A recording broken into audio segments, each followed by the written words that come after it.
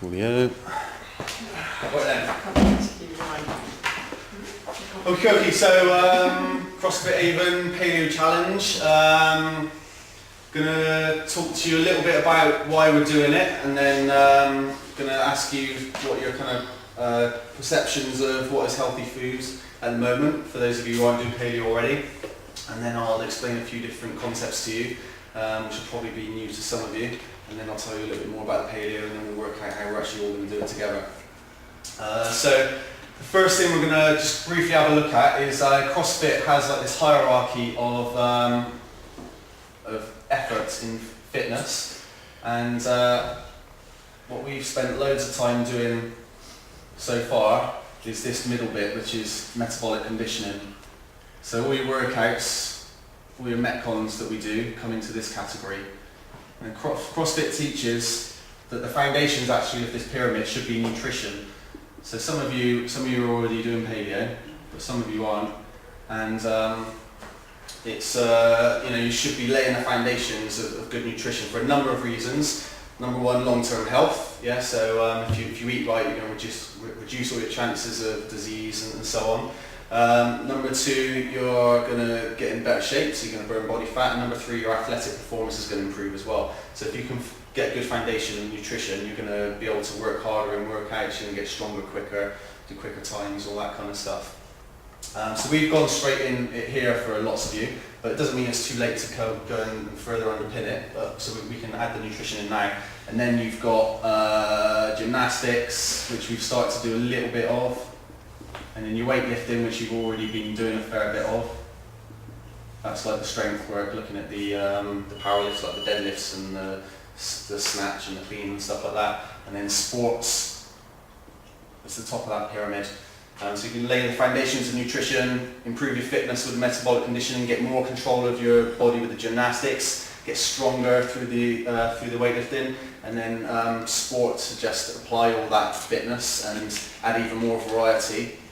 So we're going to be trying to add more of this throughout next year as well. I'm going to add in some other activities, going out and do more kind of bike rides and more, some climbing and some hill walking, but also some other, we'll try some other sports, and we'll organise some kind of day stuff to add in that as well. Alright, but just thought I'd quickly explain that for you. Laying the foundations of good nutrition. I know some people are doing paleo already. Caroline, is anyone else? Amy, you kind of know. Is anyone else who knows a little bit about paleo already? A few. Okay. All right. Cool. So, to a lot of people, good nutrition comes from this thing called the food pyramid, which I don't know if any of you, another pyramid. I don't know if any of you have seen this. If you go to your doctor and ask for nutritional advice, you'll probably be given this, which is the foundations of this one is all the starches. So that's bread, potatoes, rice, pasta, all that kind of stuff. And then this next section is fruit and veg. And then here you've got dairy and meat and poultry. And then on the top it says fats, and it says use sparingly. Yeah, so the idea is you have loads and loads of starches, quite a bit of fruit and veg, not very much meat and dairy and so on, and very little fats. Yeah, this is what people have been told for years and years and years is a good way to eat. And it comes from studies that were done way back, I think it was like 50s or 60s. And there's conspiracy that the American grain companies were the ones who did the research that eventually came out with this idea. And doctors and nutritionists have been telling people to eat that way for ages, and we've got more obesity in the Western world now than we ever have done before. So a lot of people, not nutritionists, describe that as an experiment gone horribly wrong. Yeah. So what that was looking at is, actually let's do it the other way.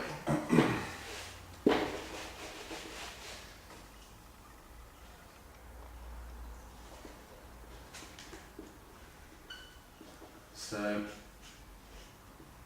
does everyone understand you've got fats, proteins and carbohydrates. Yeah, that's your three macronutrients, and that's different ways of getting calories into your body. Yeah, so all these things provide energy as well as other functions, but that's your three macronutrients. So the Western world at the moment, on average, tends to be eating about maybe 60 to 70% carbs.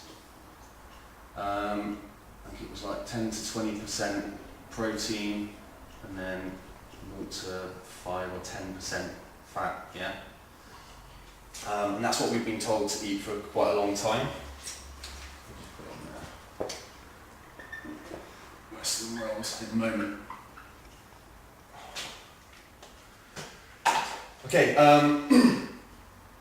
there's also this idea of calories in and calories out. One of the main things, if you go to someone and go to a doctor and ask them how to lose weight, they'll tell you eat less than you burn. Yeah, and this idea that if you have a big calorie deficit, you'll be losing loads of weight. All right. I'm going to try and introduce you to a new idea and try and get you to worry less about the calories in and calories out. It's part of the equation, but it's a much smaller part of the equation than another part. The much more important part is the hormonal effect of your food. So when you eat carbohydrates, they release sugars into your bloodstream really quickly. Even if it's a complex carbohydrate, so things we've been told about, like eating whole grains and brown rice, brown wheat, all that kind of stuff, because they're slow burning, they're still starchy and they still put a lot of sugar into your bloodstream. So if you imagine this is like your normal blood sugar levels are here somewhere. If you eat a starchy snack, say you're down here, you're a bit hungry, they'll rocket up here. Now, at this point here, your body starts to produce insulin, which is a hormone that regulates blood sugar levels and also makes you store body fat. And what happens is your body starts pumping it out. As soon as it gets to about here, your insulin levels will rise up, and they'll probably go on there a little bit.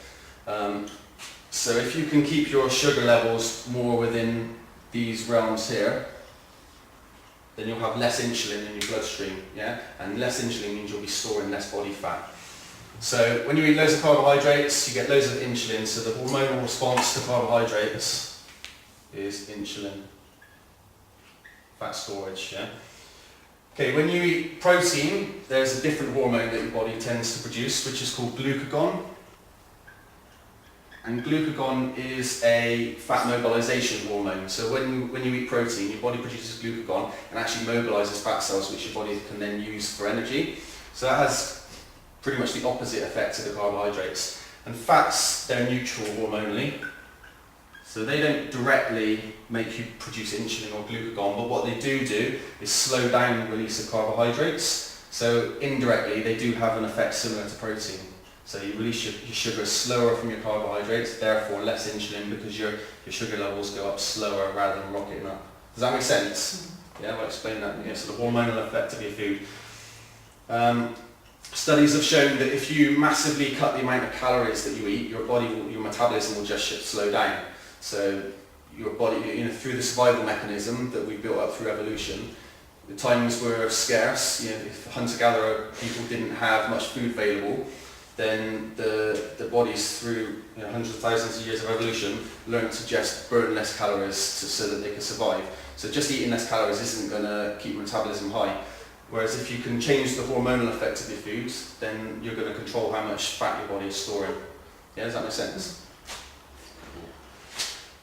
Okay, so I mentioned briefly there about evolution. Something that we're going to come on to is what paleo means. So paleo is short for Paleolithic, which is the age prior to about 10,000 years ago, prior to the agricultural revolution.